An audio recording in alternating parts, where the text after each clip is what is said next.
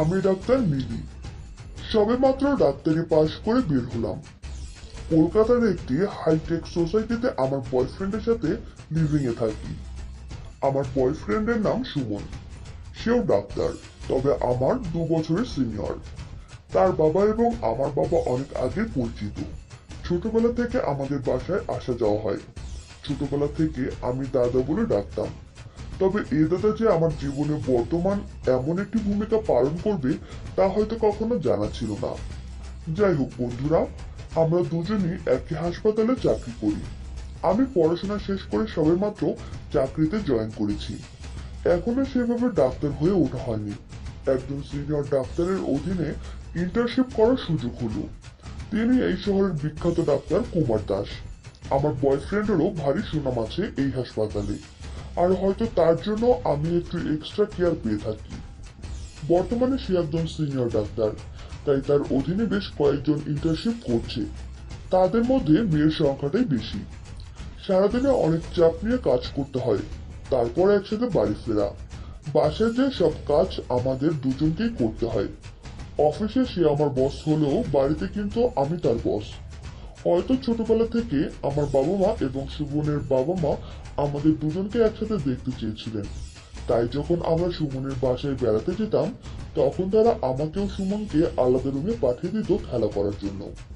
সুমন আমার থেকে একটু বড় হওয়ায় সে বয়সে তার একটু আধটু বুঝ চলে এসেছিল।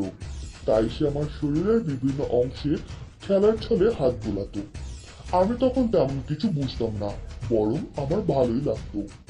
একদিন তো সে আমার ঠোঁটে কিস করে বসে। আমি একটু অবাক হয়ে যাই। আমি সুমনকে বলি, সুমন দা, তুমি কি করলে এটা?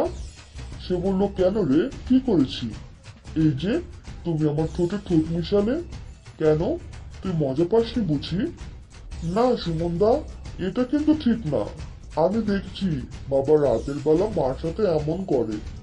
সুমন দা অতি আগ্রহের সাথে জানতে চাইলো, বল বল কি করে? আমি বললাম, কেন, তোমাকে তা বলবো কেন? তুমি আমাকে চকলেট দিছো কখনো? সুমনদা বলল, দাঁড়া, আমি আসছি। এই বলে সে এক গাদা চকলেট নিয়ে আসলো আমার জন্য। আমি চকলেট দেখে বিরাট খুশি, আর চকলেটের লোভে পড়ে সব সুমনদাকে বলে দিলাম। যাই হোক, সুমনের সাথে বর্তমানে আমার দিনকাল খুব ভালোই যাচ্ছিল। ছোটবেলায় খেলার ছলে আমরা যা যা করতাম এখন তা সত্যি সত্যি করে থাকি। ভাবতেও কেমন জানি লাগে। একদিন তো অফিস থেকে ফিরে এসে আমাকে জড়িয়ে ধরলো। আমি মজা করে বললাম, এই সুমনদা, কি করছো? সেও মজা করে বলে, কেন, তোমার বাবা মা যা করতো তাই করি, চলো। দুজনে একে অপরকে জড়িয়ে ধরে হাসাহাসি করছিলাম। তারপর আমি বললাম, যাও ফ্রেশ হয়ে আসো, তারপর সব দিব।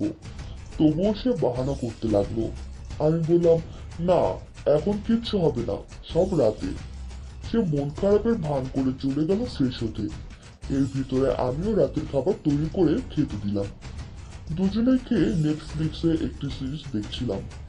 রোমান্টিক একটি প্রেমের গল্প। হয়তো তা দেখে আমার সুমনের চেতনা জেগে উঠল। সে দেখে পিছন থেকে আমার কোমরে হাত বোলাচ্ছে। আমি কোনো বাধা দিলাম না। সে আস্তে আস্তে আমার পুরো শরীরে হাত বোলাতে লাগলো। এদিকে নেটফ্লিক্সের সিরিজ আর সুমনের হাতের ছোঁয়ায় আমার সারা শরীরে কারেন্ট বইতে লাগলো। আমি সোফাতেই সুমনের উপর চেপে বসলাম। সে বলল, কি হলো সুন্দরী, তুমি এত উত্তেজিত কেন? আমি বলি, শালা, এতক্ষণ ধরে আগুন ধরিয়ে দিয়েছিস, এখন বলছিস উত্তেজিত কেন? এখন কিভাবে কি করবি তুই দেখ। আমি আর পারছি না, জলদি এ জ্বালা মিটিয়ে দে। সুমন আর দেরি করলো না, সে আমাকে আদর